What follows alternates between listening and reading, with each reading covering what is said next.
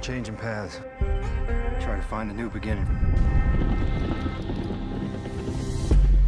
Yellowstone fans, it finally happened. Kayce Dutton is done branding cattle and starts branding fugitives.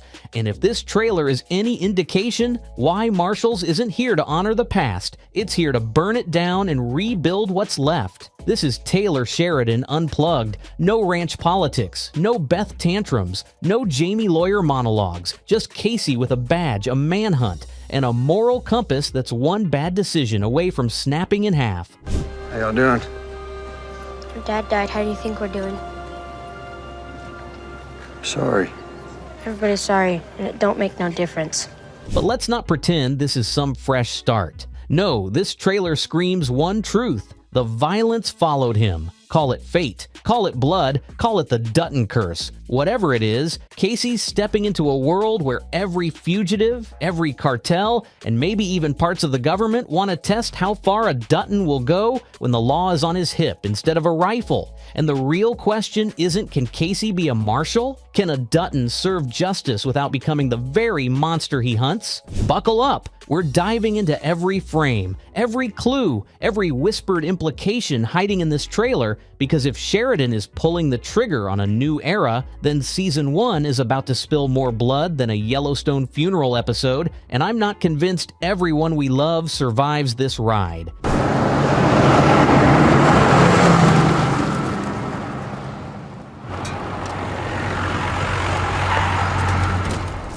Now, I'm on with the police, so you go ahead and stay right where you are.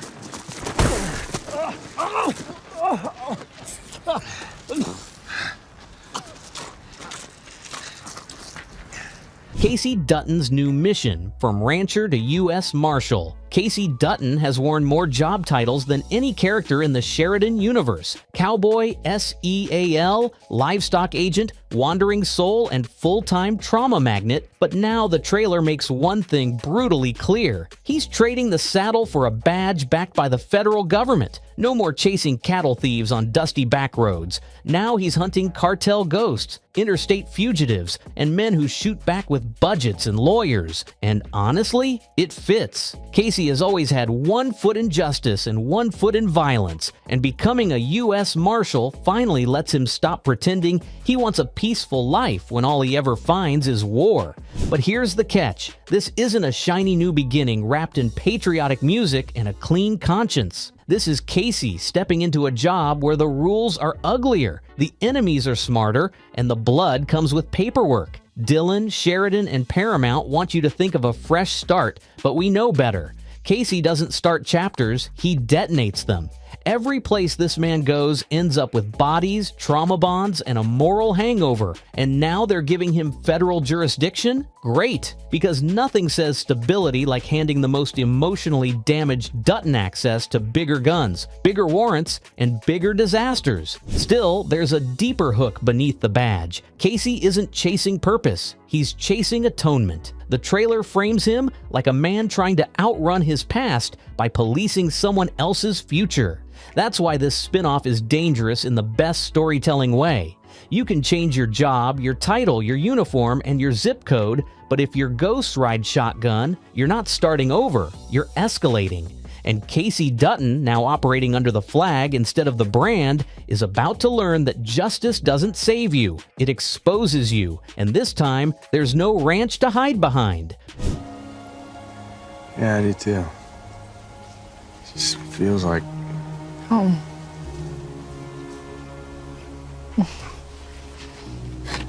Where is Monica? The tease everyone's talking about. The trailer drops Kayce front and center, guns, grit, duty, but the loudest moment is actually the silence around Monica. No glimpses, no lines, not even a breadcrumb. And Taylor Sheridan knows exactly what he's doing. When a character is that important to a man's soul, you don't leave her out by accident. You leave her out to ignite speculation, panic, and 1,000 YouTube comment wars. Is she gone? Missing? Hiding? Healing? Or is Sheridan simply dangling the emotional grenade until episode 1 pulls the pin?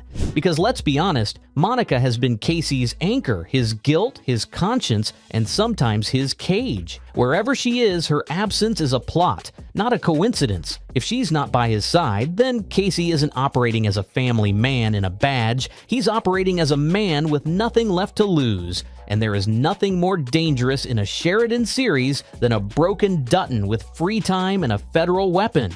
The trailer wants us to ask the question because the answer will dictate the tone of the entire season. Is Kayce fighting for his family or because he already lost it? And here's the darker possibility no one wants to say out loud. Maybe Monica's storyline moves off screen, not because she's missing, but because Kayce's world is shifting without her. The Marshals aren't a side quest. This is a moral meat grinder, and Monica has never survived well in Kayce's violent orbit. If she steps back or disappears or becomes a mystery the show slowly unpacks, that means the spinoff is choosing war over healing, destiny over domestic life, and tragedy over comfort. And let's be real, for Kayce Dutton, that choice has always been inevitable.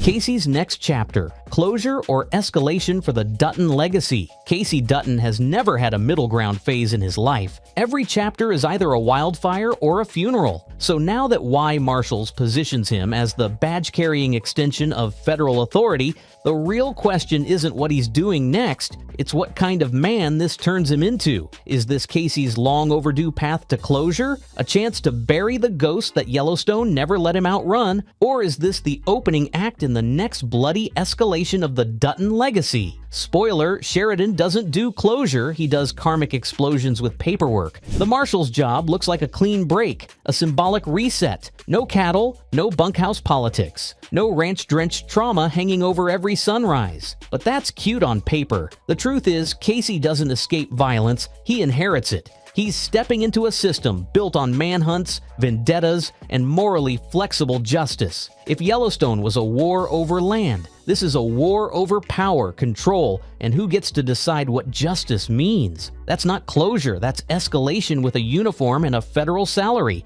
And make no mistake, everything Kayce does in this spinoff will echo back to the Dutton name. Every bullet, every fugitive, every line he crosses in the name of order will become part of the family legacy, whether he wants it or not. He can swap the ranch for the badge, but he can't swap his blood. In the end, this chapter isn't about Kayce choosing peace or violence, it's about whether the Dutton legacy drags him deeper into the abyss or whether he becomes the first Dutton in history to break the cycle without breaking himself. Can I pet him? Sure, son. In about a year. No fear in this one. Got that from you.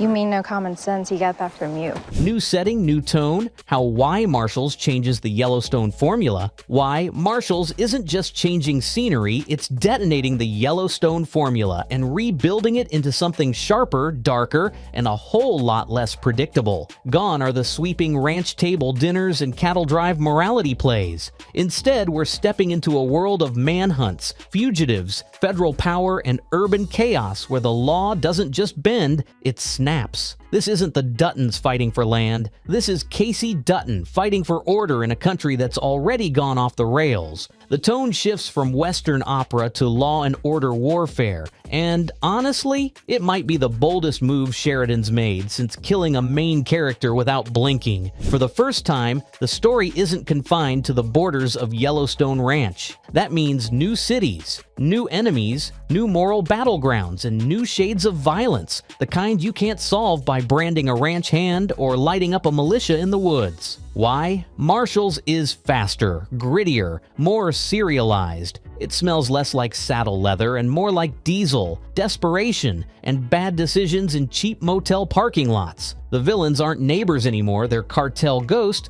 interstate crime networks, and bureaucratic snakes with polished shoes and no conscience. And because of that, the tone becomes something Yellowstone never fully attempted, a modern American manhunt saga. No bunkhouse jokes, no cowboy poetry, no false nostalgia. Just Kayce, a badge, a broken country, and a mandate to hunt down monsters who are often just reflections of himself. That shift in scale, setting, and storytelling is exactly why this spin-off could either surpass Yellowstone or burn the entire universe down in the most glorious way possible. Maybe I'll just watch him a little bit. Is that okay?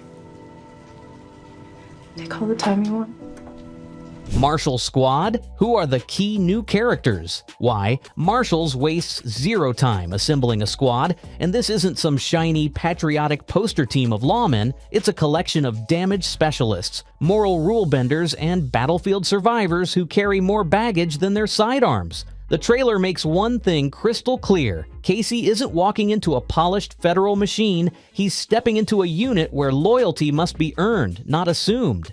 Every new marshal around him looks like they've got scars, secrets, or a score to settle, which is exactly the tone this series needs. Sheridan didn't cast supporting characters, he cast ticking time bombs with badges. We can already spot the archetypes forming: the by-the-book deputy who will clash with Kayce's methods, the bulldog enforcer who acts first and testifies later, the tech-savvy tracker who knows everyone's sin before they confess it, and the morally blurred intel operator who probably knows way too much about Kayce's past. These aren't bunkhouse brothers. These are colleagues who will question him, challenge him, betray him, or bleed for him, and the tension between them is going to be half the fun. If Yellowstone was about the family you're born into, why, Marshals is about the family you're forced to trust with your life, and let's be honest, one of these new characters will almost certainly become the wild card. Sheridan loves a slow-burn traitor and a scene-stealer loyalist, and this squad gives him the perfect playground for both. The real question is, will Kayce end up leading these marshals or burying one of them when lines get crossed, deals go bad, and fugitives start shooting back? One thing's for sure, this squad is not background noise. They're going to shape Kayce, test Kayce, and maybe even break Kayce before Season 1 is through.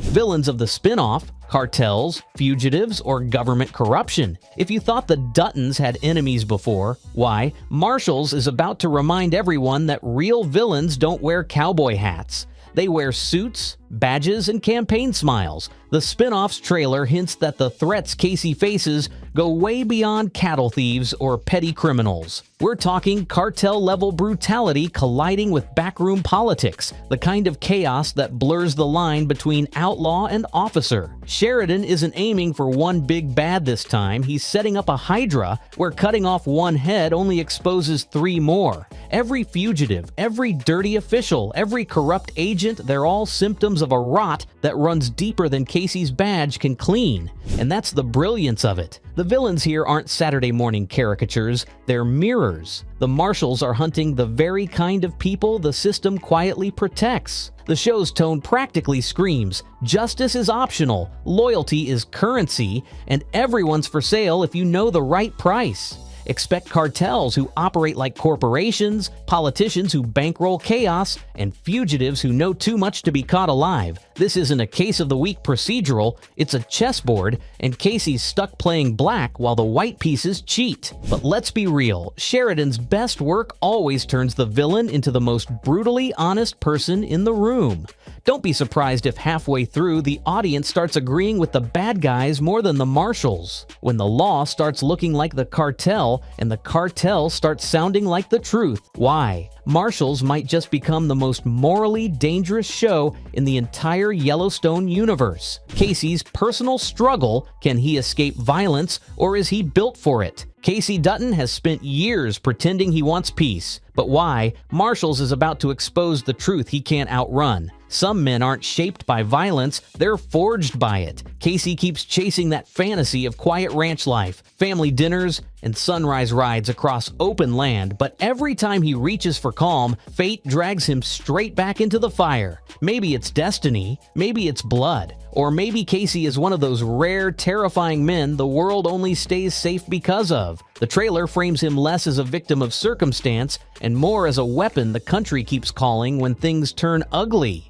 And Sheridan isn't subtle about it, he wants us to watch Kayce unravel. Being a marshal won't soothe the scars from his past. It'll rip them open and pour salt on every bad memory. Kayce has the instincts of a killer, the discipline of a soldier, and the moral compass of a man who knows the right thing almost always looks like the dirty thing to everyone else. The question isn't whether he'll spill more blood, it's whether he can still look himself in the mirror after he does. So can Kayce escape the violence? Probably not, because here's the sinister twist. Even when he tries to walk away, violence listens to him, responds to him, follows him. The ranch couldn't tame him. Marriage couldn't heal him. Fatherhood couldn't save him. So now the badge becomes the excuse, a shiny legal permission slip for a man built for war in a world pretending it wants peace. And that inner war, not the cartel, not the fugitives, not the government, may end up being the real fight of the entire series. Will the Dutton Ranch still matter? Cameos, crossovers, and Sheridan's universe plan. Fans keep asking the same question every time a Yellowstone spinoff drops. But what about the ranch and why? Marshals leans into that tension on purpose. Sheridan knows the Dutton land isn't just a backdrop, it's the gravitational center of his entire universe.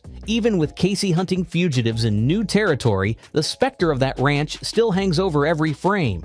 You can feel it in the trailer, the legacy, the blood, the curse, the mythos, and that means crossovers and cameos aren't just possible, they're inevitable. And let's be real, Sheridan is playing chess, not checkers. He's building a TV universe to rival Taylor's favorite sandbox, the American frontier. Cameos from Rip, Beth, Jamie, or even Spencer aren't just fan service, they're story architecture. And if Kayce starts uncovering threats that tie back to Yellowstone, or if people start using his badge to get to the Dutton family, then boom, the ranch is instantly relevant again. Sheridan will drag that legacy into this series one breadcrumb at a time, because he knows the audience is addicted to just one more Dutton tease. So will the ranch still matter? Oh, absolutely, more than ever. The ranch is the sun. Why? Marshals is just the next planet orbiting it. Sheridan wants crossovers. He wants interconnected storylines. And he wants every show under his banner to feel like it's part of a much bigger war for legacy,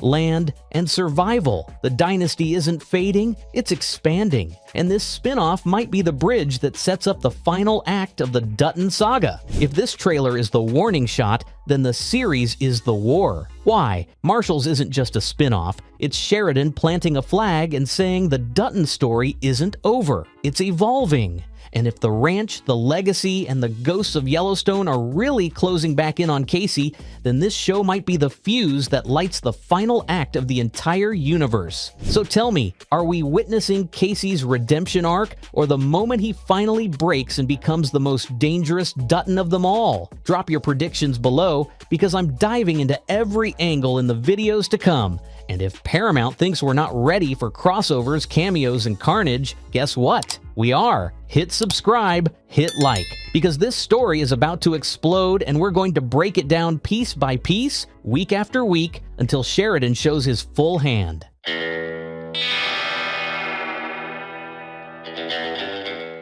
Well, Taylor Sheridan's at it again, because clearly one Yellowstone universe isn't enough. Now we've got Why Marshals, where Kayce Dutton trades his cowboy hat for a shiny badge and somehow still finds time to scowl like the weight of the world is on his shoulders. And get this, Paramount is already dangling familiar faces in front of us like bait. Rainwater, Mo, Tate, they're all back. But Monica? Oh no, she's conveniently missing, which is basically the franchise equivalent of pretending the family dog just went to live on a farm. Fans aren't buying it, and neither am I. So buckle up, because this spin-off isn't just another Sheridan experiment. It's either a masterstroke or the moment Yellowstone finally jumps the shark with a cowboy hat on. Confirmed returns. Who's back? The news finally broke, and Yellowstone fans can breathe a sigh of relief. Some of the heavy hitters are saddling back up for Why Marshals. Gil Birmingham's stoic Rainwater is back. Mo Brings Plenty is returning as the loyal and unshakable Mo. And Brecken Merrill is reprising his role as Tate Dutton. That's right, the Dutton kid who has been dragged through kidnappings, shootouts, and enough family drama to fill 10 soap operas is stepping into yet another storm. These aren't just cameos, they're living proof that Sheridan isn't scrapping the Yellowstone DNA.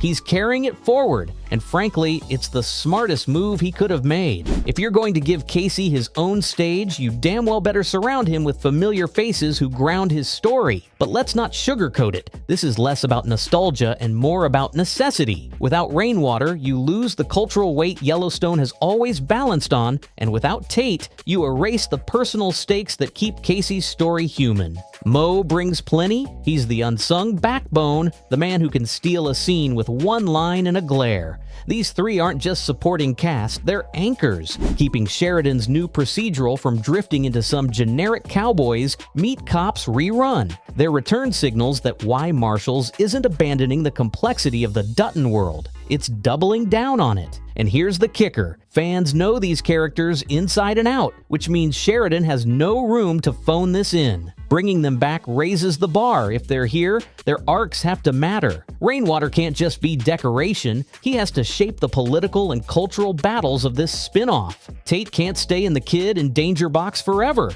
He's growing up, and that has explosive implications for the Dutton legacy. And Mo? He deserves more spotlight than ever. Their confirmed returns are not just exciting, they're a promise. A promise that why Marshals won't be another hollow franchise cash grab, but a continuation of a story that still has fire in its belly. Monica Dutton's absence, intentional or convenience. So here's the headline that lit Yellowstone fans' comment sections on fire. Monica Dutton is nowhere to be found in Why Marshals. Not a whisper, not a tease, not even a rumor about Kelsey Asbill returning. And let's be honest, her absence sticks out like a neon sign in a pitch-black desert. Kayce's wife, Tate's mother, the emotional anchor of his entire story, just gone.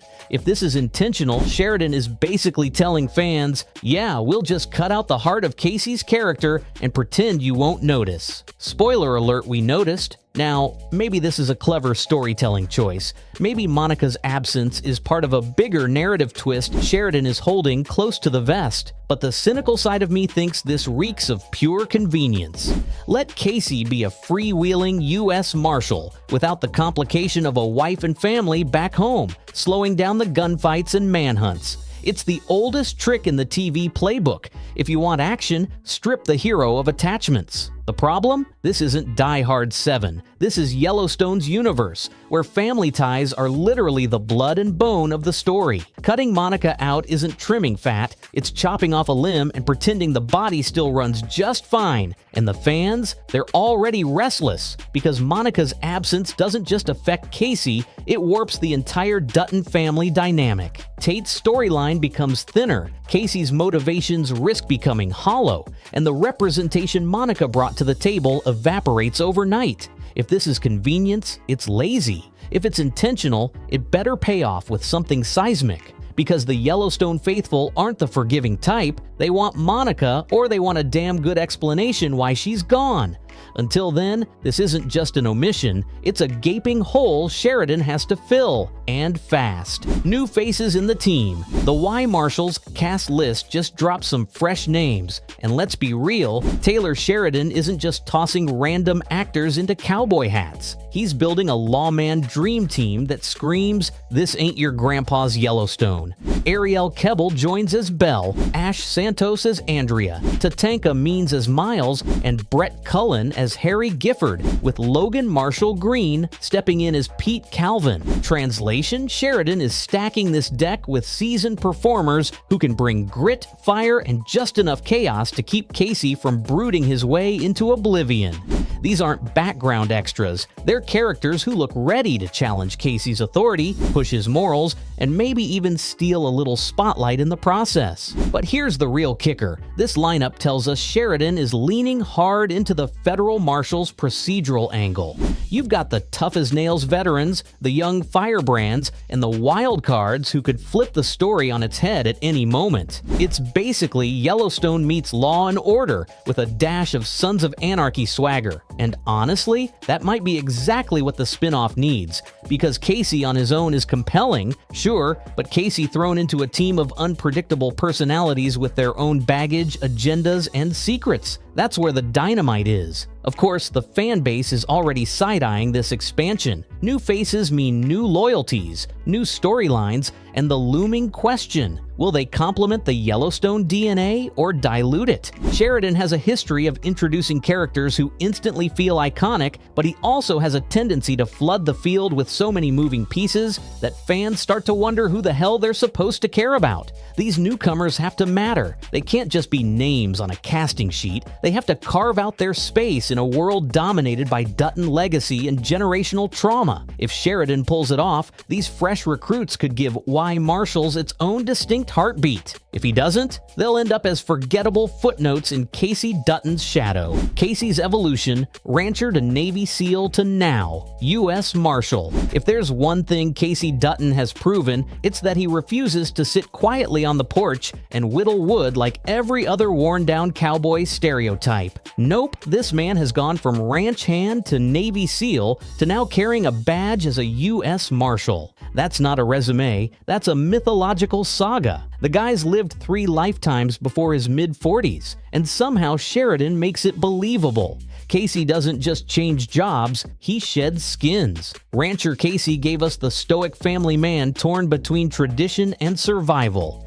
SEAL Kayce embodied the scars of war, discipline, and a darkness Yellowstone only hinted at. And now Marshal Kayce, that's the version ready to drag those ghosts into the light with a gun in one hand and moral ambiguity in the other. Of course, Sheridan didn't just stumble into this evolution, it's been baked into Kayce's DNA since day one. Ranching gave him the connection to land and family, the eternal Dutton struggle. His SEAL past gave him tactical edge and trauma, a warrior spirit that always lurked beneath the cowboy hat.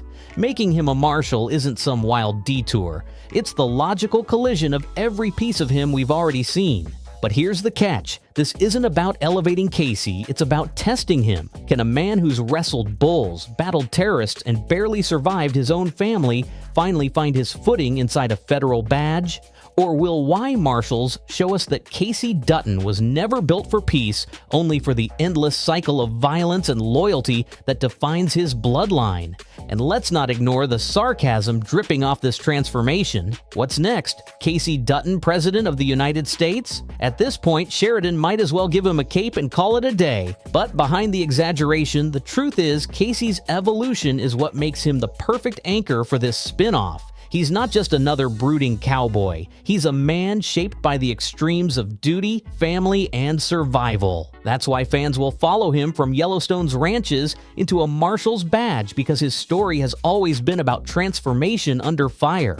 And if history has taught us anything, Kayce doesn't just endure change, he weaponizes it. The DNA of Yellowstone in a procedural format, so here we are, Why Marshals? The show that dares to ask, what if Yellowstone collided headfirst with a federal badge and a case of the week format? At first glance, it sounds like TV alchemy gone wrong. A universe built on sprawling ranch feuds, land wars, and family betrayals being squeezed into the tidy structure of a procedural? Please. But here's the kicker. If anyone can make it work, it's Taylor Sheridan. Because let's face it, the DNA of Yellowstone isn't about cattle or property lines, it's about power, loyalty, and the cost of survival. Swap out the ranch for the U.S. Marshal's office, and suddenly the courtroom becomes the new corral, and fugitives become the new cattle rustlers. Different playing field, same blood-soaked rules. What makes this fascinating is the potential clash between Yellowstone's slow-burn storytelling